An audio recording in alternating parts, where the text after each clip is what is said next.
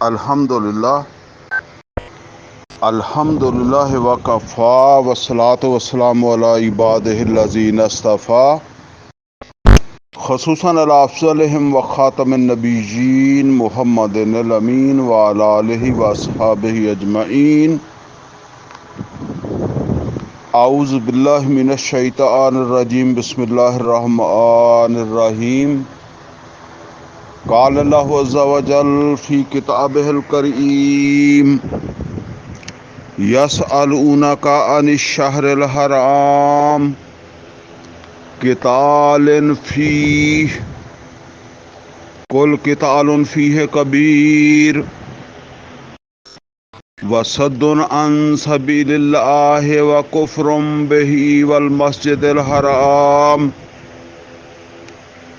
واخراج اہلہ منہ اکبر عند اللہ والفتنۃ اکبر من القتل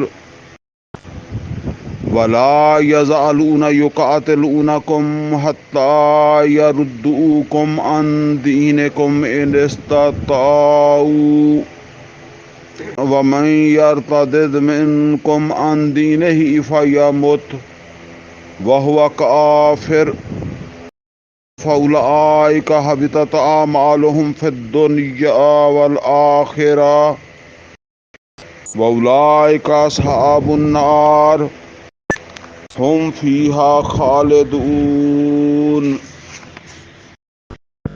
ان الذین آمنوا والذین ہاجروا وجاہدوا فی سبیل اللہ اولئک یرجون رحمت اللہ واللہ غفور الرحیم۔ صدق اللہ العلی العظیم۔ رب اشرح لی صدری ویسر لی امری واحلل عقدۃ من لسانی یفقہوا قولی۔ اللہم ارنا الحق حقا وارزقنا اتباعہ وارنا الباطل باطلا وارزقنا اجتنابہ، آمین یا رب العالمین۔ عزیز دوستو، طریق القرآن کے حوالے سے آج ہماری 29ویں کلاس ہے،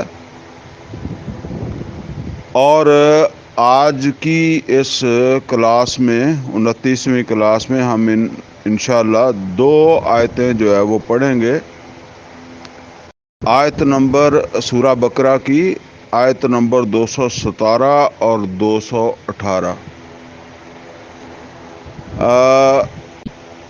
آج جو ہے نا وہ بڑا اہم مضمون ہے، اور ایک اعتبار سے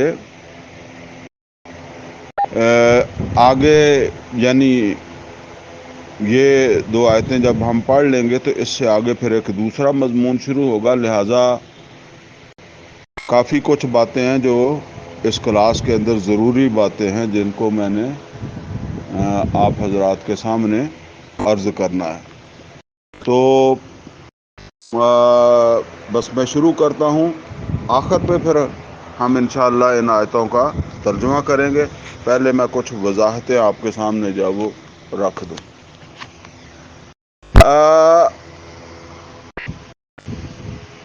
اب مختصر یہ سمجھ لیں کہ پہلا حصہ جو تھا سورہ بقرہ کا پہلا سپارہ ہی سمجھ لیں، اس میں سابقہ امت کے ٹرمینیشن کے اسباب اللہ تعالیٰ نے جو وہ بیان کر دی۔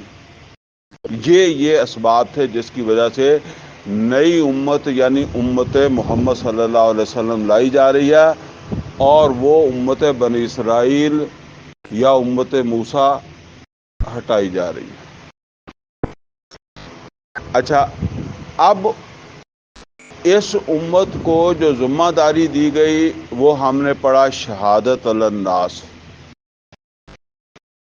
پھر تفصیل کے ساتھ جو ہے وہ بتایا کہ یہ ذمہ داری جو ہے یہ آسان کام نہیں ہے، یہ بڑی محنت، مشقت، قربانی کا کام ہے۔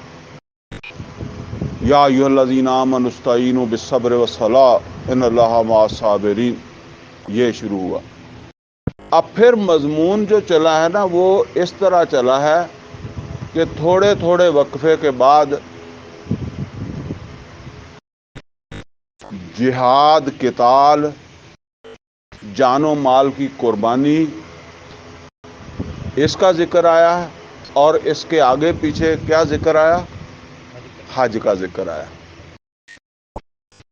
آپ نے دیکھا تھوڑے تھوڑے وقفے کے بعد جو ہے نا وہ اس طرح سے یہ آیات جو ہے وہ نازل ہو رہی ہیں کہ حج کا ذکر آ رہا ہے اور پھر فوراً قتال کا ذکر آ رہا ہے، یا قتال کا ذکر آیا اس کے بعد حج کا ذکر آ گیا۔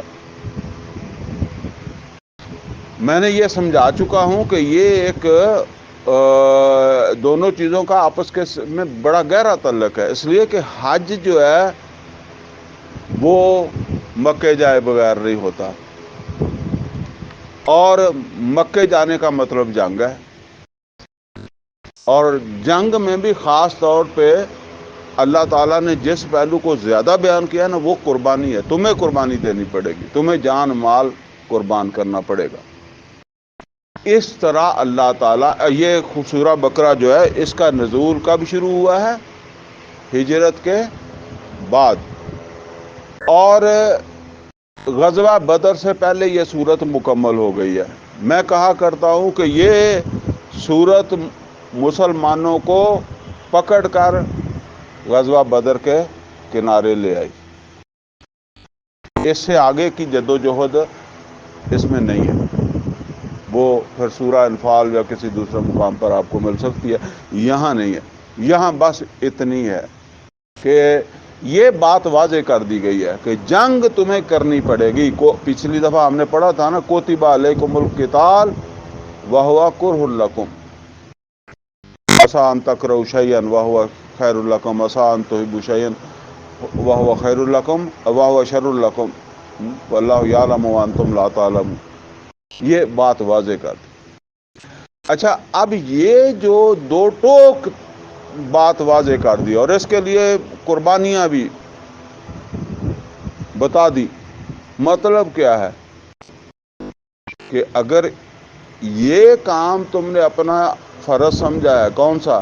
شہادت علی الناس، تو اس کا تقاضا تو یہی ہے کہ اس کے لیے جب وہ قربانیاں دو۔ اچھا، اب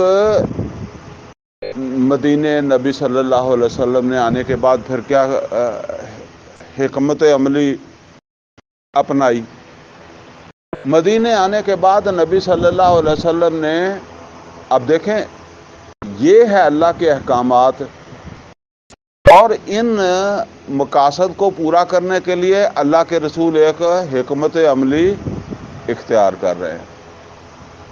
اس حکمت عملی کی بھی اتنی ہی اہمیت ہے جتنی کام کی ہے۔ میں بتایا کرتا ہوں کہ آپ نماز پڑھتے ہیں نا تو نماز کے لیے وضو کرتے ہیں، ٹھیک ہے نا؟ تو وضو بھی اتنا ہی ضروری ہے جتنی نماز ضروری ہے، ٹھیک ہے نا؟ وضو بھی اتنا ہی ضروری ہے۔ تو یہ حکمت عملی کی بھی پھر اتنی ہی اہمیت ہے کہ میرا حکم ہی نہیں ہے بلکہ حکمت عملی بھی ہے۔ چنانچہ اب نبی صلی اللہ علیہ وسلم نے مدینے آنے کے بعد کیا حکمت عملی اختیار کی؟ موٹا موٹا اس کو میں نے اینڈ تک آپ کو آج بتا دینا، کیونکہ اس صورت میں تو آگے کا ذکر نہیں ہے۔ تو ویسے مضمون ابھی اور بہت زوردار طریقے سے آئے گا، لیکن اس کے درمیان میں کچھ دوسری چیزیں آئیں گی، وہ اس میں سے کچھ انشاءاللہ شاید ہم اگلی کلاس کے اندر، شاید کیا اگلی کلاس ہوئی تو اس میں پڑھیں گے ہی، تو باقی پھر نیکسٹ بھی ایک دو کلاسیں جو ہے نا وہ اس میں وہ چیزیں آ جائیں گی بہرحال۔ تو اب نبی صلی اللہ علیہ وسلم نے مدینے آنے کے فوراً بعد ایک مسئلہ پیدا ہو گیا نا، مہاجر اور مقامی۔ مکے سے آئے ہوئے مہاجر ہیں اور مقامی ہے، یہ ہر جگہ جھگڑا بن جاتا ہے۔ تو نبی صلی اللہ علیہ وسلم نے مدینے اور مکے والوں کے ساتھ ان کو آپس میں بھائی بھائی بنایا، اور اس کو کہتے ہیں مواخات۔ ایک مکے والا اور ایک مقامی جو تھا مدینے کا انصار میں سے، اس کو بلا کر نبی صلی اللہ علیہ وسلم کہتے تھے، فرماتے تھے کہ آج سے تم سکے بھائیوں کی مانند ہو، ٹھیک ہے نا؟ بس میں اشارے ہی کرنے ہیں کیونکہ باقی تفصیلات جو ہے نا وہ اس کا تو موقع نہیں۔ دوسرا، نبی صلی اللہ علیہ وسلم نے کیا کیا، ایک مرکز، اس تحریک کا مرکز نوٹ کر لیں، میں تحریک کا مرکز کہہ رہا ہوں، مسجدیں اور بھی بڑی ہیں، تحریک کا مرکز وہ ہے مسجد نبوی، اس کی تعمیر ہوئی۔ اور تیسرا کام کیا کیا نبی صلی اللہ علیہ وسلم نے، جو یہودی تھے ان کے ساتھ میثاق مدینہ کر لیا، یعنی مدینہ کے تحفظ کے حوالے سے، اب اس کی شرائط میں نے یہاں نہیں بیان کرنی، بس ایک معاہدہ ہو گیا جس کے تحت یہودی جو تھے انہوں نے یہ اقرار کیا کہ ہم آپ کے خلاف کسی کی مدد نہیں کریں گے، آپ ہمارے خلاف کسی کی مدد نہیں کرنی ہے، اور مدینے کا دفاع ہم مل جل کر لیں گے۔ مطلب اس طرح کے ایک معاہدہ کر لیا نبی صلی اللہ علیہ وسلم نے، اور اس میں زیادہ سے زیادہ لگے 6 مہینے۔ یہ مسجد کی تعمیر میں تو ٹائم لگ گیا یا جو بھی ہے نا، تو یہ اس میں پھر ایک جو ہے نا وہ ظاہر بات ہے کہ آپ نے یہودیوں کے ساتھ معاہدے کرنا ہے، تو وہ ایسے تو نہیں آپ جاتے جا کہیں گے، وہ کہیں گے آ جائیں جی ہم کرتے ہیں، ٹھیک ہے نا، تو اس سے پہلے کئی کام کرنے پڑے۔ بہرحال یہ اس میں کچھ 6 مہینے لگے۔ اس کے بعد نبی صلی اللہ علیہ وسلم نے چھاپا مار دستے مکے والوں کے خلاف روانہ کرنے شروع کر دیے۔ اچھا، اب یہ سمجھ لیں کہ مکے والوں کی جو معاملہ ہے نا اس کو سمجھ لیں۔ مکے والے جو ہیں ان کا جو معاشی نظام ہے اس میں 3 چیزیں ہیں۔ نمبر 1، وہ کوئی مویشی وغیرہ چرا لیتے تھے، اس زمانے کی بات کر لیں، آج نہیں۔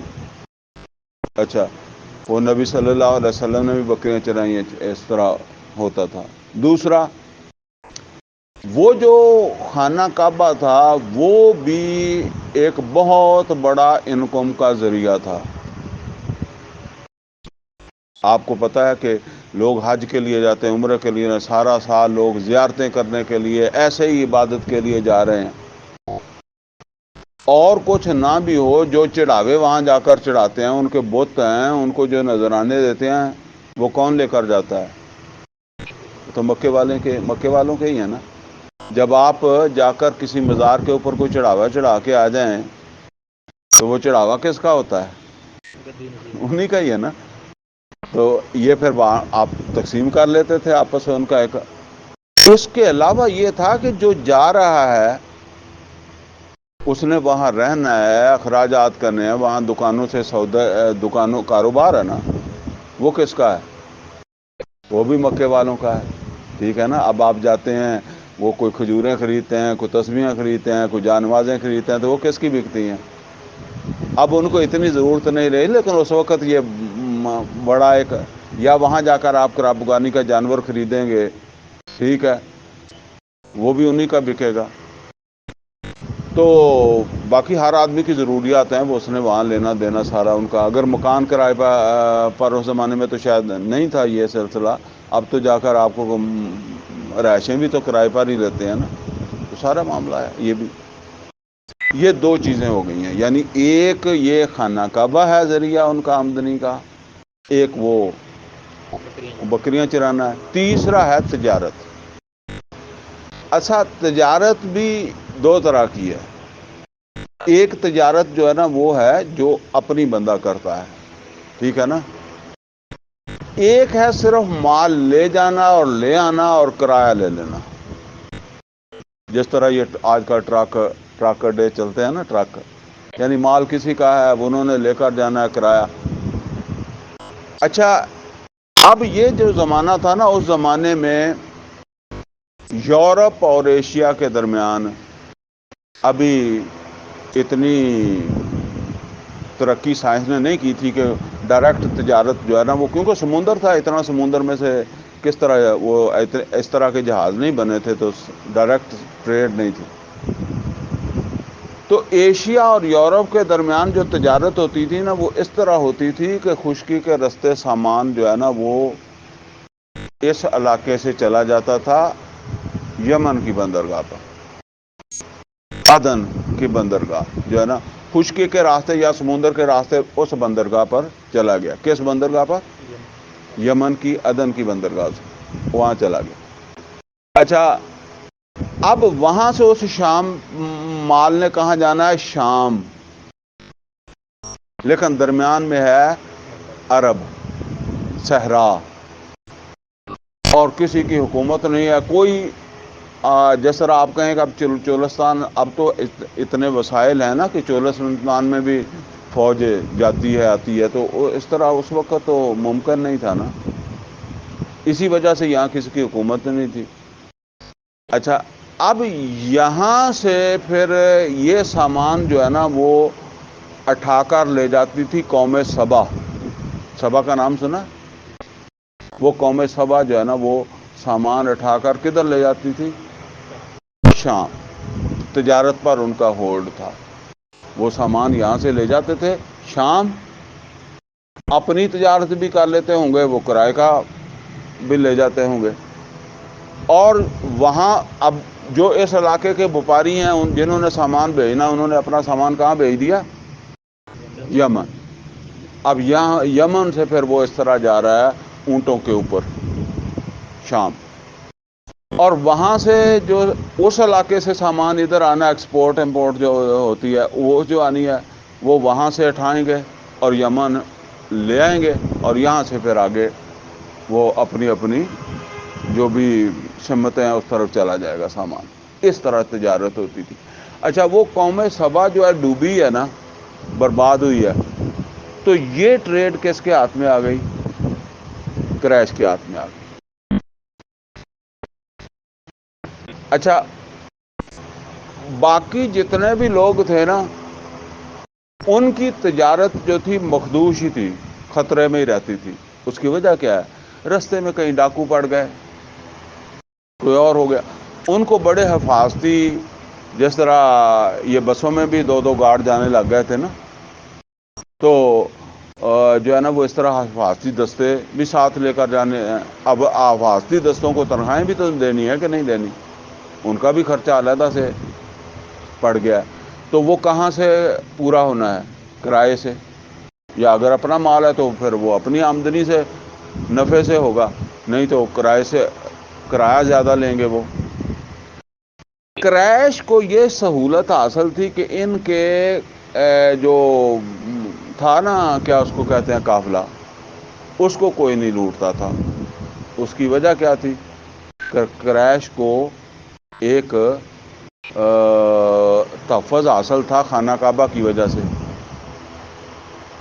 یعنی آپ ایسے سمجھ لیں کہ آج کی اصطلاح میں ایک بہت بڑے علاقے کے پیر ہیں، ٹھیک ہے نا، تو جس علاقے سے بھی گزر رہا ہے نا قافلہ، اس علاقے کے نزدیک جو گاؤں ہے، دیہات ہے، یا کوئی آبادی ہے نا، تو وہ اپنا فرض سمجھتی تھی کہ ہمارے علاقے سے یہ نکل جائیں تحفظ کے ساتھ۔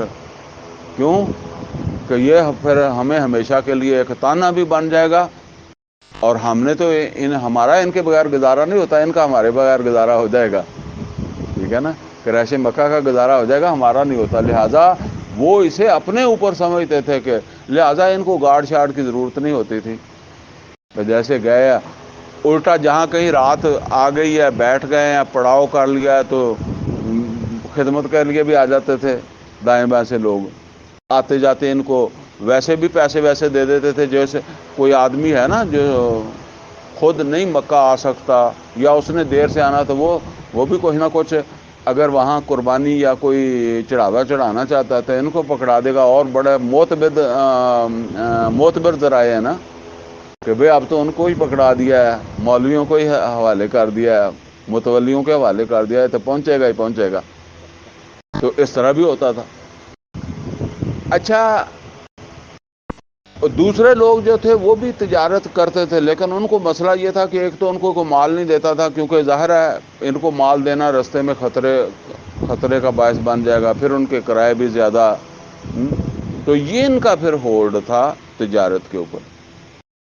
اب ہم پیچھے پڑ چکے ہیں کہ اللہ تعالیٰ نے یہ بھی کہا تھا کہ حج کرو اور مکے کو خالی کراؤ، یاد ہے کہ نہیں یاد آپ لوگوں کو؟ ہم نے پڑھا تھا کیسے الفاظ سے، وَأَخْرِجُوهُم مِّنْ حَيْثُ أَخْرَجُوكُمْ، نکال دو ان کو جہاں سے انہوں نے تمہیں نکالا ہے۔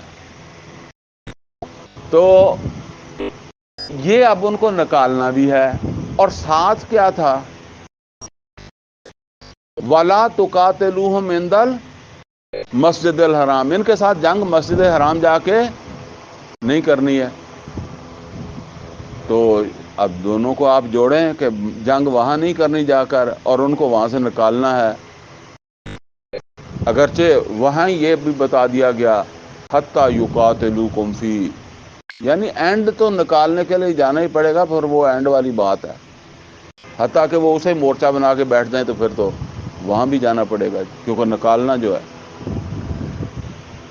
اب اس کو جوڑیں گے تو خود یہ بات ہے کہ ان کو باہر لے کر آؤ۔ ان کو باہر لانے کے لیے نبی صلی اللہ علیہ وسلم نے کیا کیا، وہ 6 مہینے کے بعد جو آپ نے چھاپا مار دستے بھیجنا شروع کیے، تو وہ بالعموم جو قریش کے یہ قافلے آتے جاتے تھے نا، ان کے اوپر چھاپا مار دستے جب وہ بھیجنے شروع کر دیے۔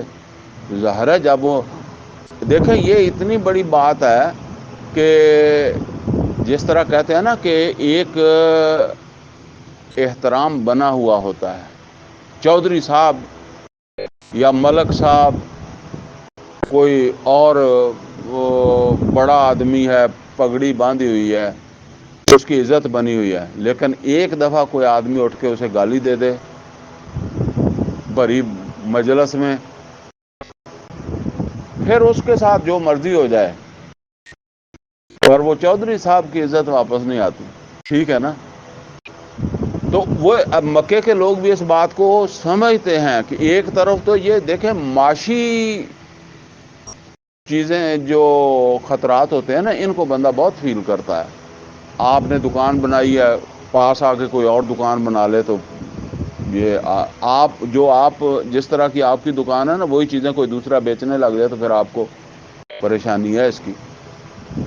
تو اب یہ مطلب یہ ہے کہ کوئی یہ معمولی سا اقدام نہیں تھا جو نبی صلی اللہ علیہ وسلم نے فرمایا، لیکن یہ مسئلہ ہے، آپ اس کو سمجھتے ہیں کہ اس زمانے میں اب اطلاع ملی ہے کہ جی قریش کا قافلہ فلاں روز چلے گا، اب ٹیلی فون تو نہیں ہے نا، کوئی اور ذریعے نہیں ہے، کسی آنے جانے والے کے ذریعے سے، کسی جاسوس کے ذریعے سے اطلاع ملنی ہے نا۔ تو اب جنہوں نے مدینے سے جانا ہے صحرا کے اندر، تو انہوں نے اپنا کھانا پینا، راشن پانی وہ ساتھ ہی لے کر جانا ہے۔ ہو سکتا ہے وہاں 1 ہفتہ انتظار کرنا پڑ جائے، ٹھیک ہے نا۔ تو اگر راشن پہلے ختم ہو گیا، پانی ختم ہو گیا تو کیا کریں گے، واپس آ جائیں گے، ٹھیک ہے نا۔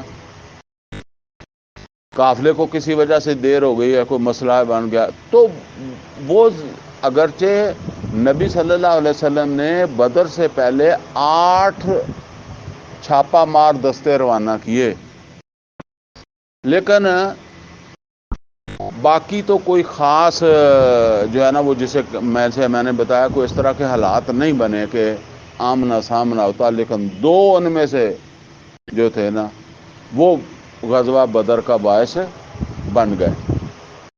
وہ کیا ہوا، وہ ایک تو یہ ہے کہ نبی صلی اللہ علیہ وسلم نے 12 آدمیوں کا ایک دستہ جو ہے نا، وہ 12 آدمی سارے کے سارے مہاجر تھے، مکہ سے ہجرت کر کے گئے ہوئے تھے، ان کو بھیجا کہ وادی نخلا میں چلے جاؤ، اور وہاں جا کر ان کو ایک بند خط دیا تھا کہ اتنے میل کوس سفر کر کے خط کھولنا، تاکہ یہاں کسی کو پتہ نہ لگے کہ یہ کدھر گئے ہیں۔ دیکھیں اتنی بڑی سیکریسی کہ نبی صلی اللہ علیہ وسلم نے ایک ان کو خط بند کر کے دیا کہ اس کو جا کر اتنے میل پہ جا کے اس کو کھولنا، اور پھر اس کے اوپر جو لکھا ہو نا اس کے اوپر عمل کرنا، کوئی بات نہیں بتائی انہوں نے۔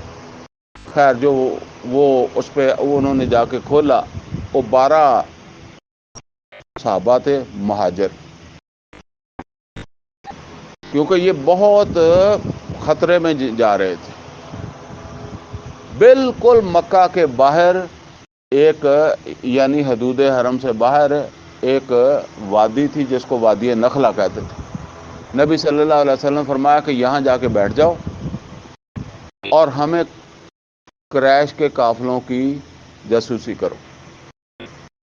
اچھا، یہ جا کے وہاں بیٹھ گئے۔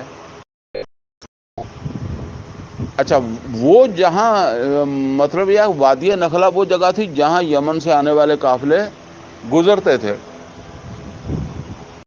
اب ظاہر ہے جنگل میں بیٹھے تھے، اور بیٹھے بیٹھے جو ہے نا وہ ان کو دھیان نہیں رہا، اور آنے والا بھی قافلہ چھوٹا تھا، اس کے کوئی اتنی آہٹ ان کو نہیں پتہ چلا۔ جیسے کہتے ہیں نا کہ بالکل جب قافلہ اتنی دور آ گیا، قافلہ کتنا تھا؟ 3 اونٹ کا قافلہ تھا، تین ہی بندے تھے اس کے ساتھ، 3-4 اونٹ ہیں، کوئی 3 بندے ہیں، بس چھوٹا ہی قافلہ ہے۔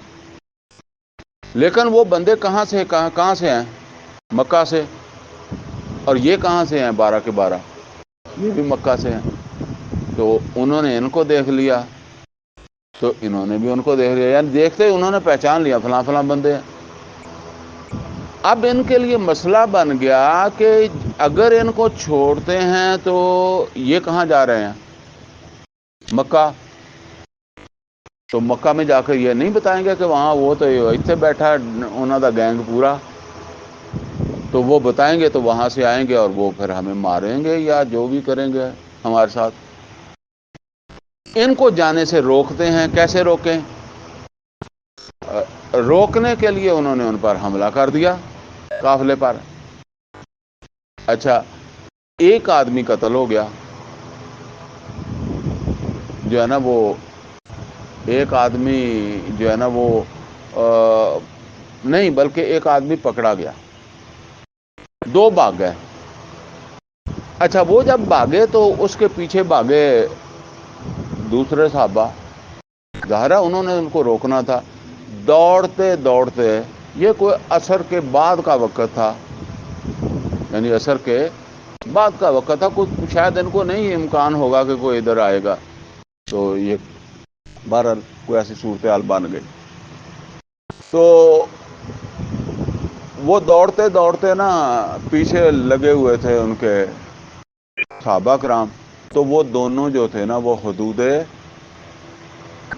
حرم میں داخل ہو۔ حدود حرم سے مراد خانہ کعبہ نہیں ہے، یعنی وہ حدود جہاں سے آپ احرام باندھتے ہیں نا، باہر میقات، جہاں آپ احرام باندھ لیتے ہیں تو اب آپ کو پتہ بھی نہیں توڑیں گے، گھاس کا تنکا بھی نہیں توڑیں گے، وہ محترم جگہ ہے نا،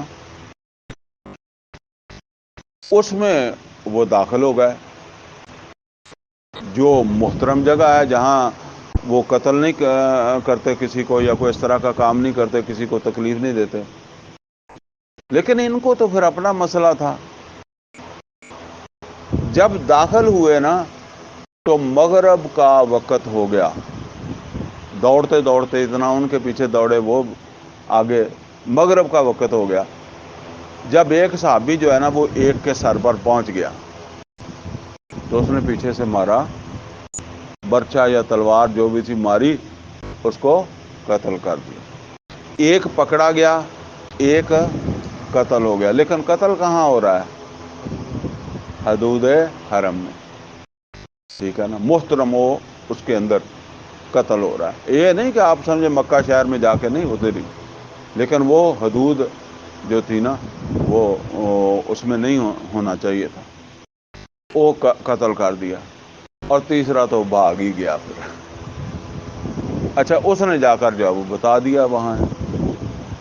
اب ان کو یہ تو پتہ لگ گیا کہ یہ جو بھاگ گیا ہے یہ خیر تو نہیں ہوگی، باقی ساری کارروائی بھی بتائے گا، تو ابھی ہمارا یہاں ٹھہرنا تو ٹھیک نہیں ہے۔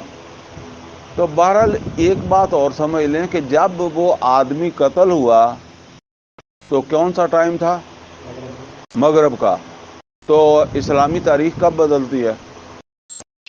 مغرب پہ چاند نظر آ جائے تو تاریخ اگلی ہو جاتی ہے نا۔ اچھا، اتفاق سے اگلا مہینہ جو ہے وہ مہینہ ہی محترم تھا، تو قتل جب ہو رہا ہے وہ بندہ تو کس مہینے میں ہو رہا ہے؟ کیوں جی؟ چاند نظر آ گیا نا، تو دو حرمتیں پامال ہو گئی۔ ایک کیا ہے؟ حدود حرم۔ دوسری کیا ہے؟ حرمت والا مہینہ ہے۔ یعنی اس حرمت والے مہینے میں تو پورے عرب میں ایسا نہیں ہوتا تھا، تو یہ دونوں کام ہو گئے حدود حرم میں۔ یہ پھر مکے والے جو ہے نا، ایک تو پراپوگنڈا بھی کرنے کے لیے یہ بڑا ان کو ملا کہ بھئی حدود حرم بھی کا بھی کوئی لحاظ نہیں ہے اور حرمت والے مہینے بھی گئے، ٹھیک ہے۔ تو مسلمانوں نے خیر وہ تینوں اونٹ جو تھے نا وہ پکڑے، اور وہ آدمی بھی پکڑا، لے کر تیزی مدینے کی طرف چل پڑے۔ اب مکے کے اندر ایک آگ لگی ہوئی ہے کہ یہاں ہمارے مطلب یہ ہے کہ ہمارے گھر میں آ کر ہمارا قافلہ جو ہے وہ لوٹا گیا اور بندہ جو ہے وہ قتل ہو گیا اور ایک بندہ پکڑا گیا۔ بہرحال یہ پھر جو ہے وہ اب اس کے اوپر یہ جو بندے تھے نا، یہ تو تھے کوئی غلام یا کسی جو ہے وہ جس طرح کہتے ہیں نا ملازموں سے پھر اس طرح کے تھے نا، تھے تو مکے کے ہی لیکن وہ اس طرح تھے۔ اب ایک دوسرا واقعہ ہو گیا۔ دوسرا واقعہ کیا ہو گیا کہ ابو سفیان ایک قافلہ لے کر، تجارتی قافلہ شام کی طرف جا رہا تھا۔ اچھا، ابو سفیان جو ہے نا وہ قریش کا مطلب یہ ہے کہ بڑے سرداروں میں سے ایک سردار تھے اس وقت، ایمان تو نہیں لایا تھا، بعد میں لایا، لیکن بڑے سرداروں میں سے ایک سردار تھا۔ تو خاص طور پر یہ بات کہ اتنا بڑا سردار ہے تو اس کے قافلے کے اوپر کوئی چھاپا مار کاروائی کرے یا اس کی کوشش کرے۔ بہرحال نبی صلی اللہ علیہ وسلم کو اطلاع ملی کہ ابو سفیان مکے سے قافلہ لے کر جو ہے نا وہ چل پڑا، یہ چل پڑے گا۔ آپ نے اسی اعتبار سے مدینے سے صحابہ کرام رضوان اللہ تعالیٰ علیہم اجمعین کو جو ہے وہ لیا اور تیاری قافلے کا مقابلہ کرنے کی تھی، ٹھیک ہے نا۔ آپ سمجھتے ہیں قافلے کا، کیونکہ اس وقت تو ابھی بدر والے لشکر کی تو کوئی بات ہی نہیں تھی۔ تو نبی صلی اللہ علیہ وسلم جو ہے وہ لے کر جو ہے وہ لشکر چل پڑے، لیکن ابو سفیان کو بھی اطلاع ہو گئی کہ محمد رسول اللہ صلی اللہ علیہ وسلم آگے پہلے پہنچ گئے ہیں۔ اس نے جو ہے نا وہ رستہ بدل لیا، جس طرح ہم کہتے ہیں نا کہ ایک رستہ نہیں تو دوسرے رستے سے نکل گیا۔ اچھا، وہ شام چلا گیا، لیکن اس نے ایک بندہ پیچھے بھیج دیا مکہ میں کہ میرے قافلے کے اوپر محمد رسول اللہ صلی اللہ علیہ وسلم نے جو ہے نا وہ حملے کیا پروگرام بنایا تھا، لیکن میں بچ گیا ہوں، ہمارا قافلہ سیفلی آگے گزر گیا ہے، رستہ بدل کے ہم چلے گئے ہیں۔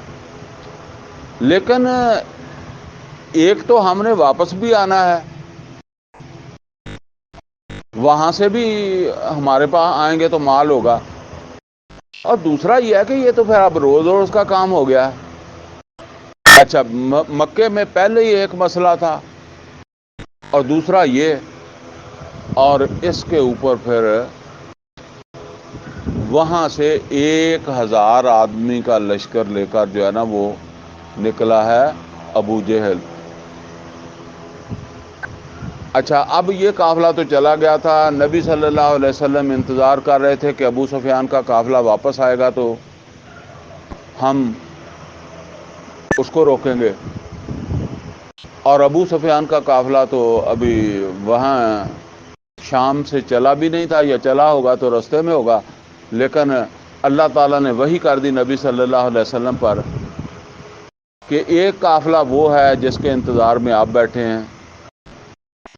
وہ کون سا ہے؟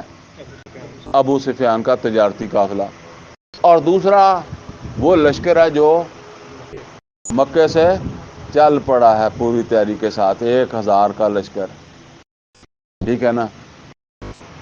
اللہ کا وعدہ ہے کہ تمہیں ایک پر فتح دے گا، ٹھیک ہے نا۔ یہ پھر جب ہم سورہ انفال پڑھیں گے نا تو وہاں ہے یہ چیزیں ساری جو ہے نا وہ وہاں ہے، یہاں نہیں۔ بس مشورہ کیا نبی صلی اللہ علیہ وسلم نے، کچھ لوگوں کا خیال تھا کہ جو ہے نا وہ قافلے پر حملہ کریں، ہماری تو تعداد کم ہے، تو پہلے قافلے پر حملہ کر لیں، وہ 60-70 بندے ہیں، ان کا مقابلہ ہم کر سکتے ہیں، اور بعد میں پھر ان کے ساتھ کر لیں گے، یا جو بھی ہے۔ بہرحال فائنل فیصلہ یہ ہوا کہ بدر میں گئے، اور وہ جو قافلے کے لیے لڑنے کے نکلے کہ اوپر حملے کے لیے نکلے تھے، وہ جا لڑے کس کے ساتھ؟ ان کے ساتھ جو گھر سے لڑنے کے لیے آ رہے تھے، 1000 کا لشکر بدر میں، اور اللہ تعالیٰ نے مسلمانوں کو فتح دی۔ اچھا، اس میں جو بات ہے نا وہ بس یہاں تک ہی ہے۔ کہاں تک؟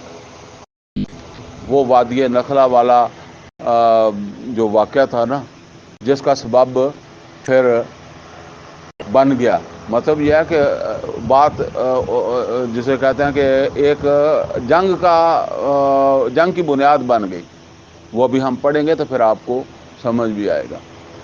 اچھا،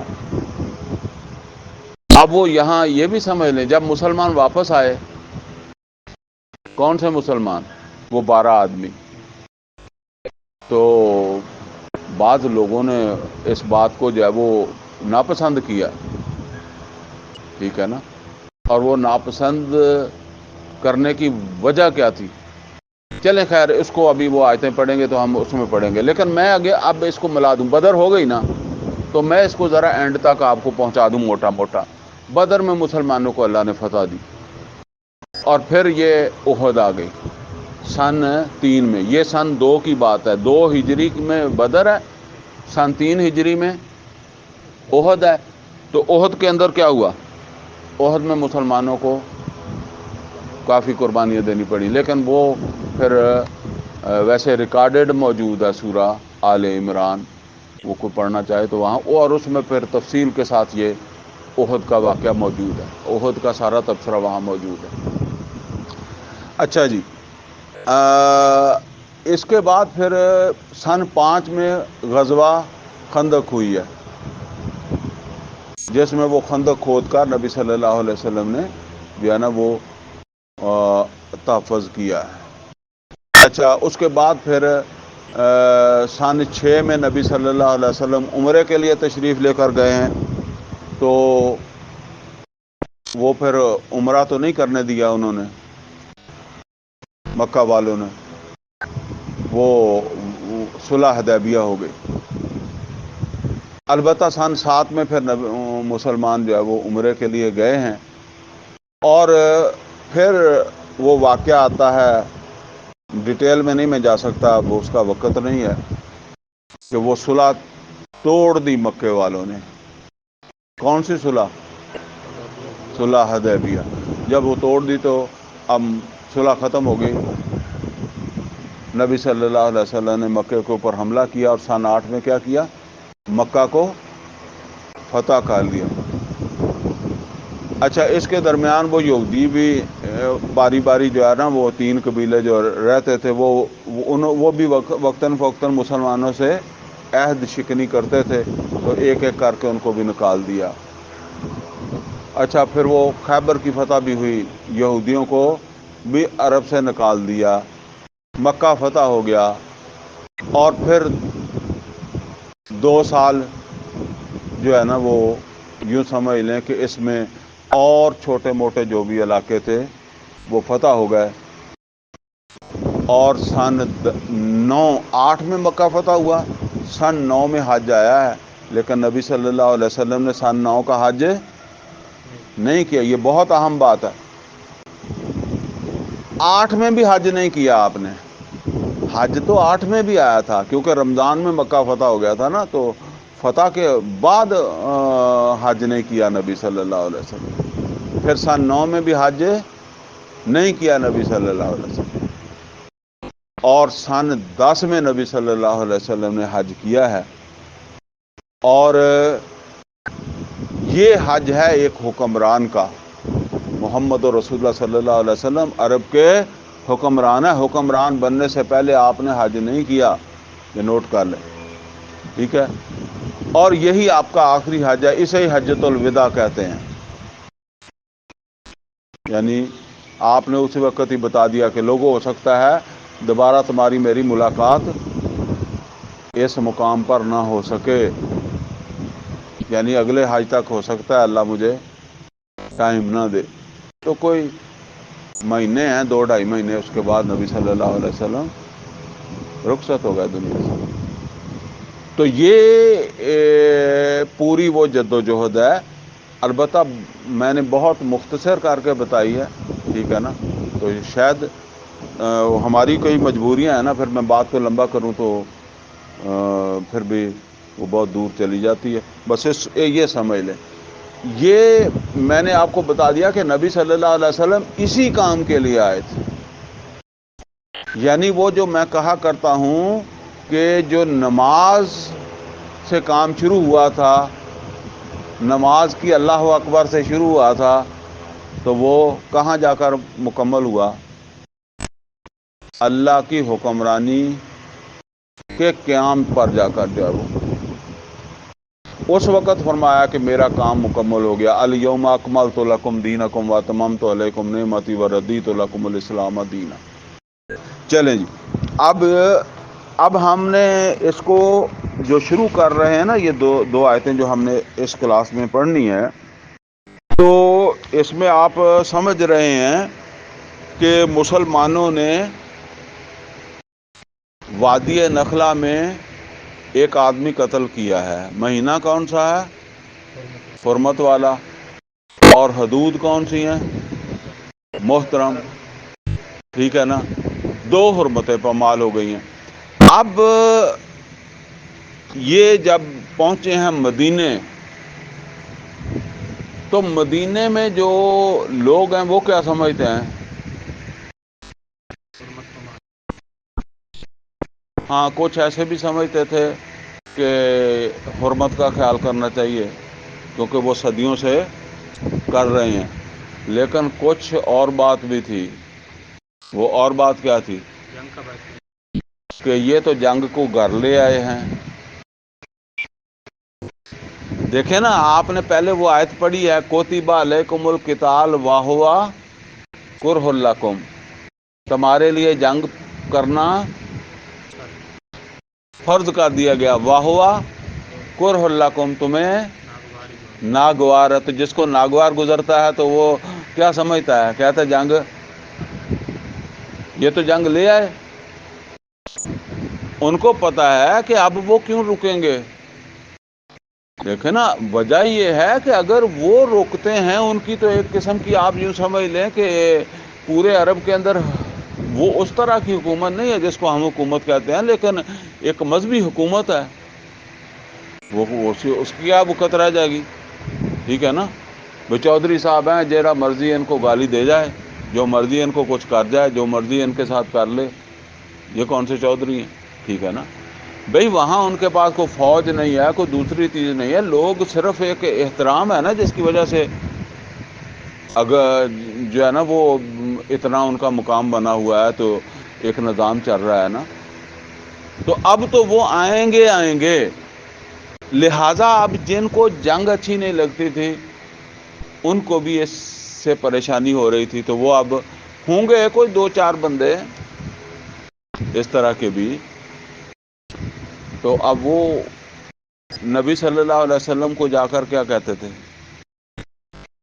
یہ تو نہیں کہہ سکتے کہ جی یہ جنگ کو لے آئے، یہ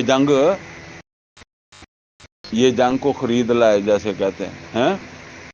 تو کیا کہیں گے؟ اے اللہ کے رسول، انہوں نے محترم مہینے کا بھی خیال نہیں کیا اور حدود کا بھی خیال نہیں کیا۔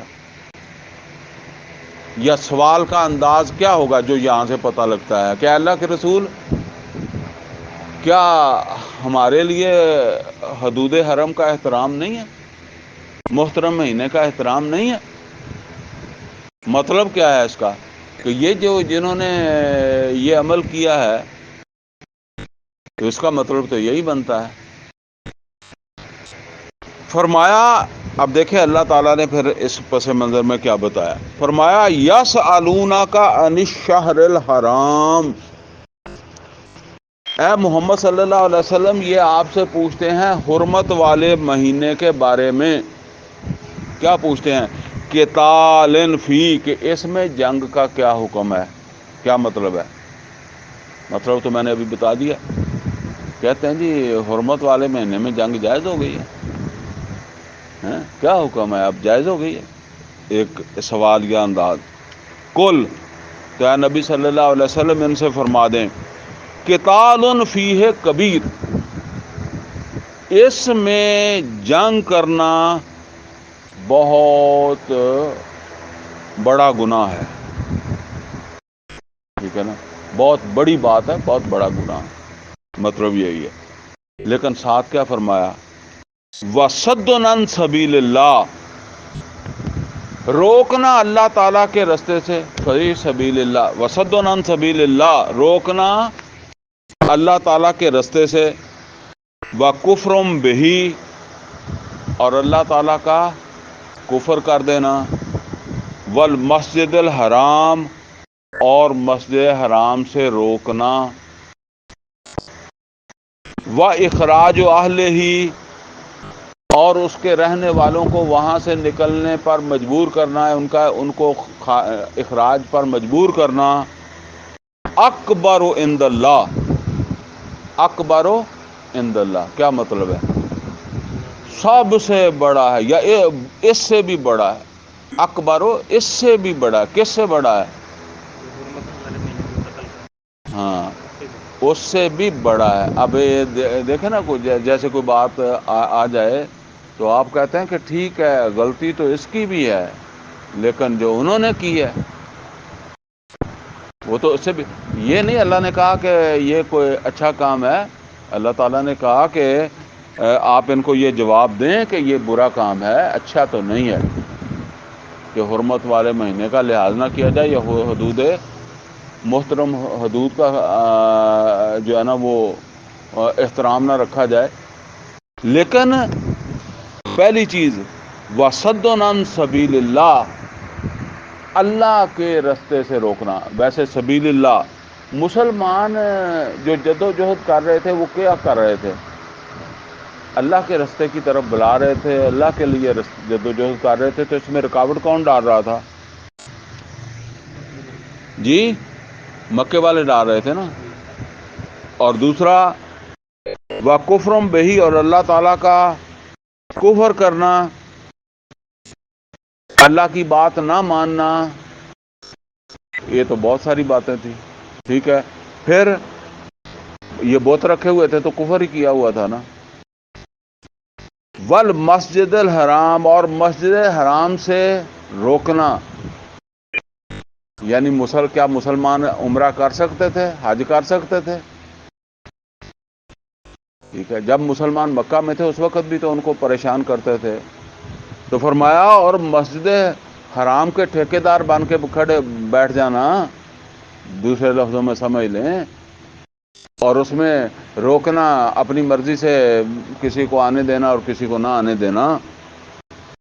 پھر وَإِخْرَاجُ أَهْلِهِ، اور وہاں کے رہنے والوں کو، وَإِخْرَاجُ أَهْلِهِ مِنْهُ، اور ان کا اخراج اس میں سے، یعنی یہ جو مکے سے صحابہ کرام رضوان اللہ تعالیٰ علیہم اجمعین آئے تھے تو یہ خوشی خوشی آئے تھے، حکم تو اللہ کا تھا، لیکن حالات یہ بن گئے تھے نا۔ نبی صلی اللہ علیہ وسلم جو وہاں سے نکل کر آئے ہیں تو وہ کوئی حالات ایسے نہیں تھے نا، تو نکل جانے پر مجبور کرنا اکبر عند اللہ، وہ کبیر ہے، ٹھیک ہے نا، وہ پیچھے آیا نا کل قتال فیہ کبیر، تو ان سے کہہ دیں کہ یہ کبیر ہے، تو اکبر ہے، یہ بہت بڑا، اس سے بڑا ہے۔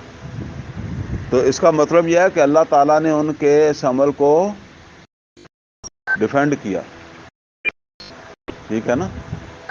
یعنی اللہ تعالیٰ نے ان کو ان کی پشت تھپکی، ٹھیک ہے نا، پیٹھ تھپکی جسے کہتے ہیں، پشت تھپکی، کوئی بات نہیں جیسے کہتے ہیں.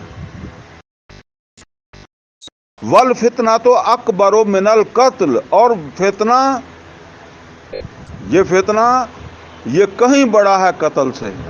یہ جو قتل ہوا ہے جس کا انہوں نے شور مچایا ہوا، مکے والوں نے تو خیر مچایا ہی ہوا ہے، اور ویسے بھی اس کے بغیر کام نہیں تھی بننا، تو یہ اللہ کی طرف سے پھر یہ رستہ بنا نا.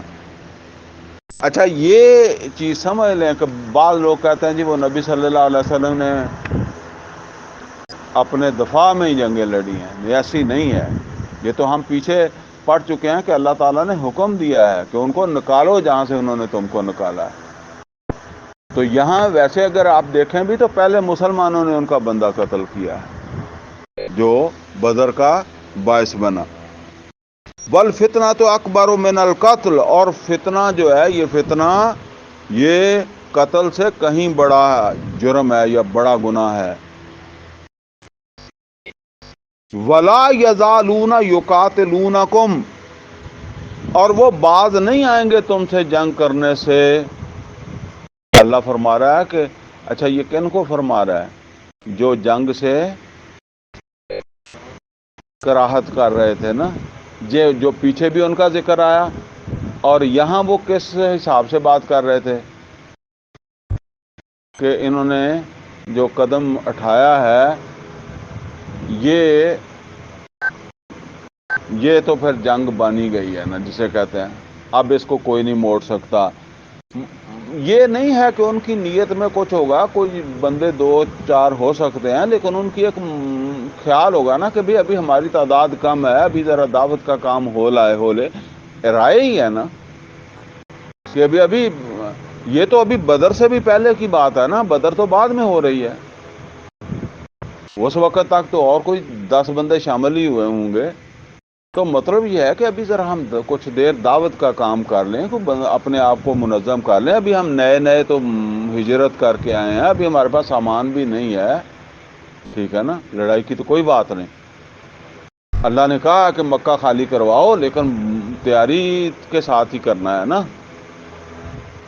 تو نیک نیتی کے ساتھ بھی اس طرح کی سوچ ہو سکتی ہے، لیکن اللہ تعالیٰ نے فرمایا وَلَا يَزَالُونَ يُقَاتِلُونَكُمْ، وہ نہیں رکیں گے تمہارے ساتھ جنگ سے، حَتَّى يَرُدُّوكُمْ عَنْ دِينِكُمْ إِنِ اسْتَطَاعُوا، حتیٰ کہ وہ تمہیں پھیر لیں تمہارے دین سے اگر وہ کر سکے تو.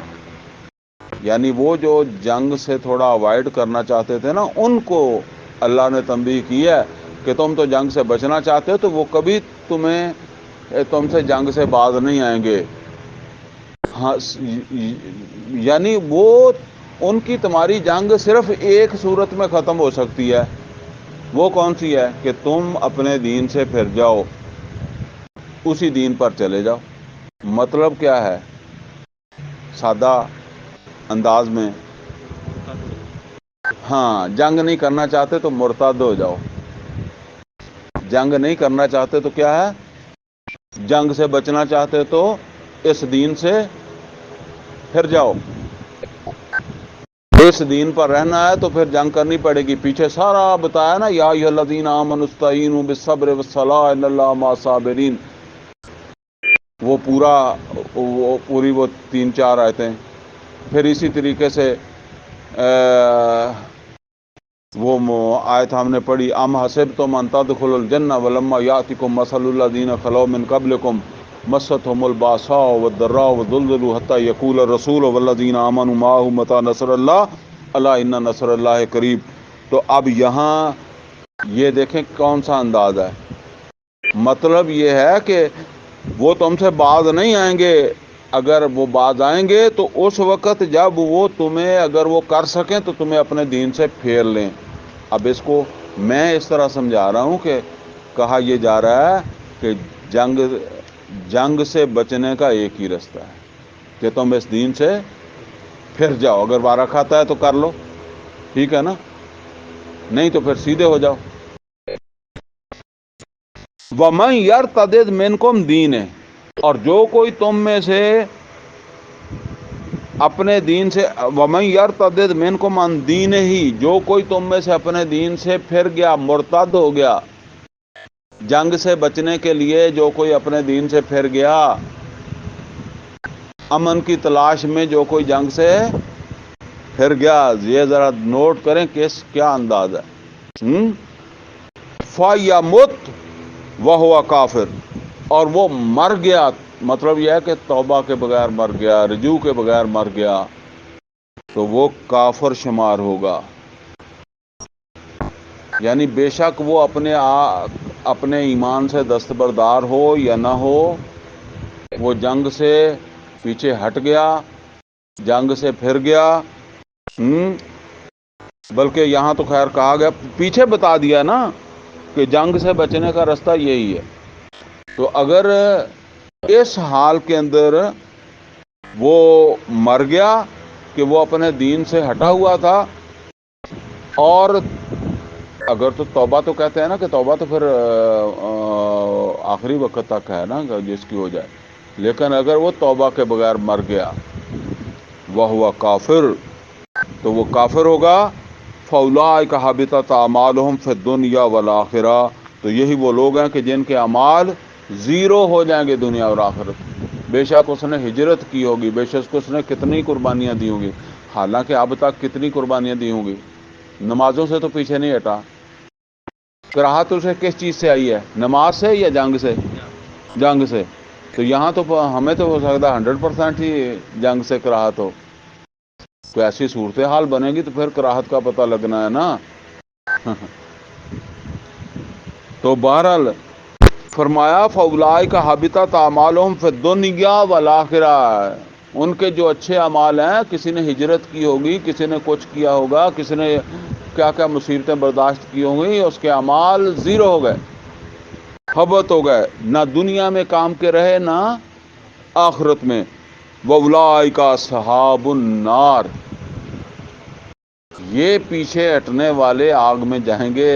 تو کوئی جس نے شعور کے ساتھ ایمان قبول کیا ہے وہ پیچھے ہو سکتا تھا؟ نہیں ہو سکتا تھا، ٹھیک ہے نا۔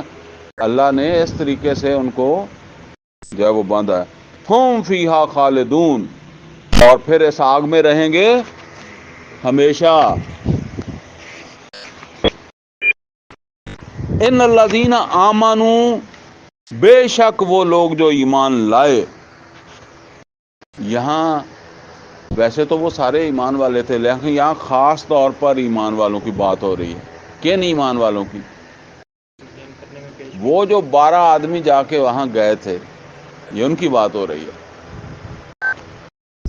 ان الذین آمنوا، بے شک وہ لوگ جو ایمان لائے، والذین ہاجروا، اور جنہوں نے ہجرت کی، یہ سارے کے سارے مہاجر تھے نا، تو ہجرت کی، وجاہدوا فی سبیل اللہ، اور جہاد کیا اللہ تعالیٰ کے راستے میں، یہ وادی نخلا والا جہاد، ٹھیک ہے، وجاہدوا فی سبیل اللہ، اور انہوں نے اللہ کے راستے کے اوپر جہاد کیا۔ جن کو تم کہتے ہو کہ جی انہوں نے ایسا کر لیا، یا تم سوچتے ہو، ٹھیک ہے نا، یہ لازمی نہیں ہے کہ زبان سے کہے، بندے کے دل میں آتی ہے کہ نا یار انہیں نواں کام پکار دیتا ہے، اب یہ کام اس کا اچھا نہیں لگ رہا نا، تو فرمایا اولئک یرجون رحمت اللہ، وہ تو اللہ کی رحمت کے امیدوار ہیں، ان کو تو اللہ کی رحمت کا امیدوار ہونا چاہیے، انہیں کوئی شرمندگی نہیں ہونی چاہیے، یا تم ان کو شرمندہ کرنے کا نہ سوچو۔ اولئک یرجون رحمت اللہ واللہ غفور الرحیم، اور وہی بات ہے کہ کام تو ہے برائی، حدود کا خیال نہیں رکھا، یا حرمت والے مہینے کا نہیں رکھا، لیکن واللہ غفور الرحیم، اللہ ہے مغفرت کر دینے والا اور ان پر اپنی رحمت کرنے والا۔ تو یہ بس پھر مسلمانوں کو سمجھ آ گئی کہ بھئی اب اور کوئی رستہ نہیں ہے، جنگ کا ہی رستہ ہے، ٹھیک ہے۔ تو نبی صلی اللہ علیہ وسلم تو پہلے ہی اسی طرح ہی تیاری کر رہے تھے نا، حکمت عملی ساری، تو وہ میں نے آپ کو پیچھے بتا دیا ہے، ٹھیک ہے۔ تو یہاں سے ہی اب یہ اسباب بدر کے پیدا ہو گئے، اور پھر اس سے آگے کی جو جد و جہد ہے بدر کی، وہ تو پھر سورہ انفال کے اندر آتی ہے، وہ بھی حکمت ہے جس کی وجہ سے اس کو آگے اللہ تعالیٰ نے رکھا ہے، ٹھیک ہے نا۔ تو اب ایک یوں سمجھ لیں کہ مختصر میں نے اپنی گفتگو میں آپ کو بتا دیا کہ یہ جد و جہد آگے تک کس طرح جو ہے وہ پہنچی ہے۔ تو چلیں بس اب آج کی کلاس ہم یہیں ختم کرتے ہیں اپنی یہ کلاس۔ اقول قولی ھذا واستغفر لی ولکم ولسائر المسلمین والمسلمات۔